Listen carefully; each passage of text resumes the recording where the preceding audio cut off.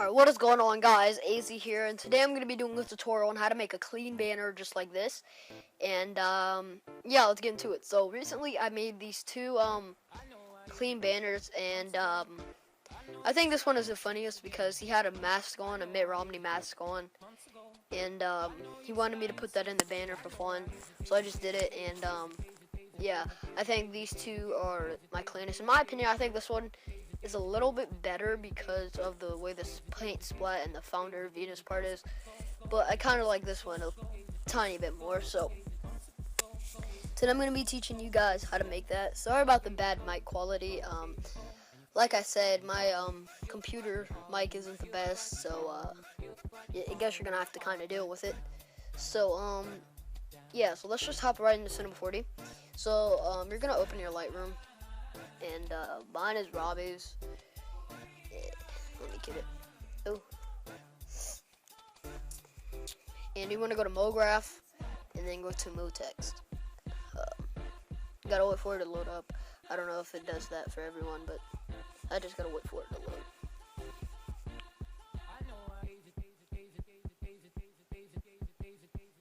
Alright. Because usually it just freezes my Cinema 4D, and then it just comes back after a second. There we go. Alright, so now what you want to do, you want to drag the text up, and then once you drag it up, what you want to do is you want to make it smaller by using this tool, and just drag it back over to the right. Make it a little bit more smaller. So for this tutorial, I'm going to keep it as text, just because. And the font that I'm going to be using here, let me just change it to all caps. The font that I'm going to be using is Gotham Bold. I couldn't find Gotham Black anywhere. All the ones that I found were just viruses, so let me just find Gotham. There we go. I'm going to be using this font here. And, yeah. So, you just want to make it whatever you want it to be named. Like, for example, for a client, whatever. But I'm just going to put mine as text for the sake of the tutorial. So now you want to, move the camera or rotate the, text to whatever angle you would like to. I usually just rotate my camera. Here, I don't know why it's doing that. Let me fix it.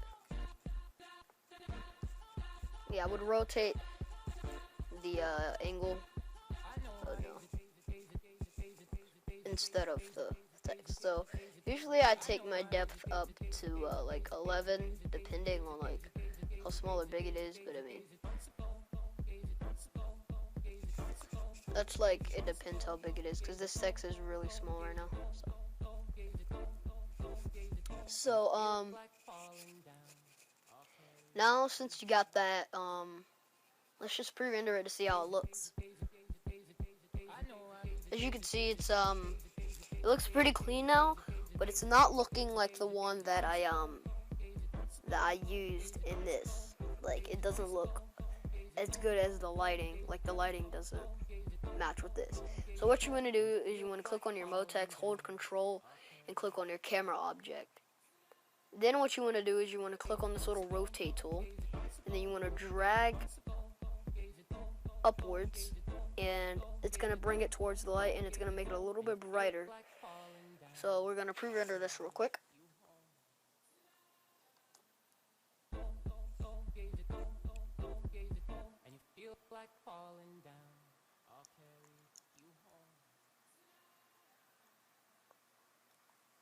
As you can see, it looks pretty. It looks pretty nice. Let me just change it to your text. Alright, let me just drag this up a little bit more. So then now when you do this, you change your vertical spacing down a little bit. And what you want to do, you want to change the alignment to the middle. And just drag this over. And then I think that looks pretty nice. So, yeah. Let me just zoom out a little bit. So now what you want to do, make sure you're clicked on this layer. You want to press C on your keyboard, and then click this little plus sign, the plus sign again. There's going to be two layers. There's going to be the your layer and the text layer. You want to open the your layer, and then you want to just rotate them slightly just to give them that effect. Sometimes I rotate them like enormously to make a difference, but just for this tutorial, I'm just going to rotate them slightly. Let's just do this real quick. So now you want to open this second layer for the text, and then just rotate these any way you like. You don't have to do them exactly how I did it, but oh my god, why is Ariel Griffin tweeting, dude? It's annoying. Anyways, I think that looks pretty clean. So now you just want to close this all up and save it as whatever render you want to save it as. I'm going to save it as tut render, and just say the render. As you can see, as it's rendering, it looks pretty nice.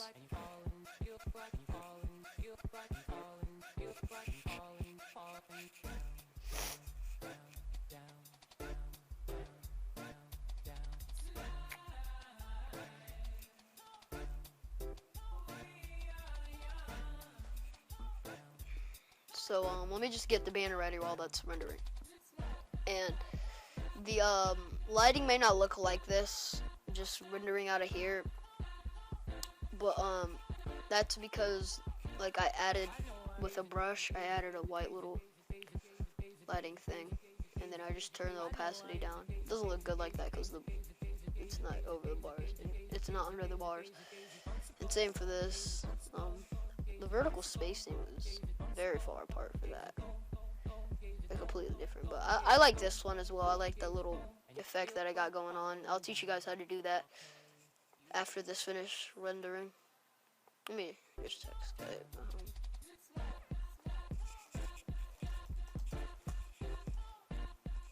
Alright, so that's finished. You just want to close Cinema 4D. I mean, I usually just keep it open, but I'm just going to close it for the tutorial so it doesn't lag for you guys. Okay, so since you have the banner open now, this is the banner template that I used. Let me just take this little watermark off. And I have this little inner glow type thing that I put on. But I just need to do that because when I have it, it looks a little gross. So what you want to do is you want to click G on your keyboard, and if it comes up with the gradient tool, right click and click paint bucket tool. And then make sure it's at the color, the foreground color. It's at this type of color, like not white, but a little bit grayish type white. And you want to fill it in. I'm gonna take the CC off for that, and let me just put this and turn the opacity down. There we go. Like maybe like 4 or something.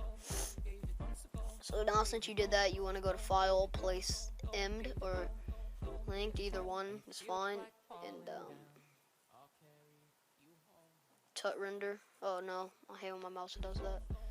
So you want to import the text, and it doesn't look that nice right now, but it will once we add the stuff in the background. So you want to rasterize the layer, and you want to double click on it and put inner glow. And lower the opacity down a little bit on it, and then put drop shadow. Now the drop shadow, this depends if it looks good or not, but what you want to do, you want to turn the spread down like all the way, and you want to turn the size up to maybe 14 or so, and then turn the opacity down to maybe like 80, and maybe turn the size up a little bit more, 18 or something like that. So then once you have that,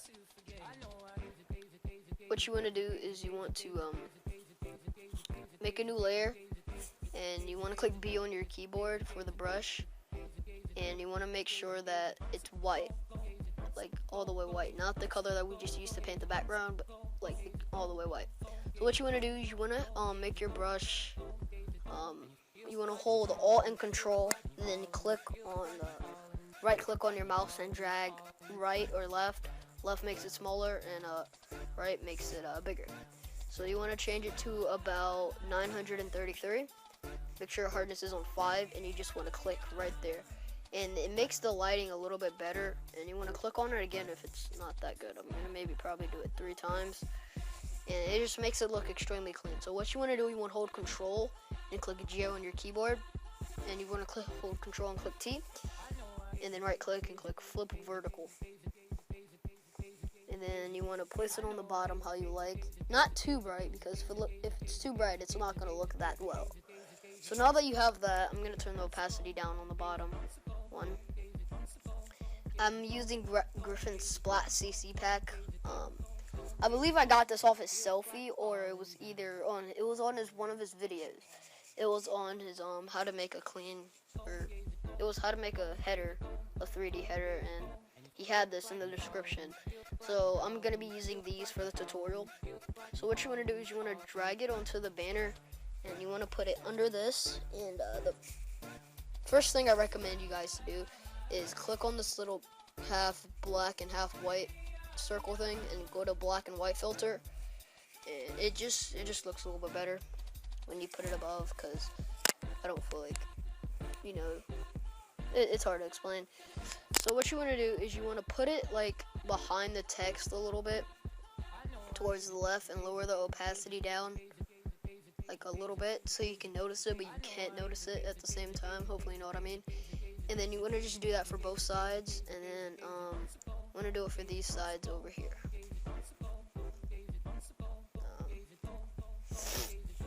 Now, the next thing what you want to do is you want to go over here. Oh, let me check my notification real quick.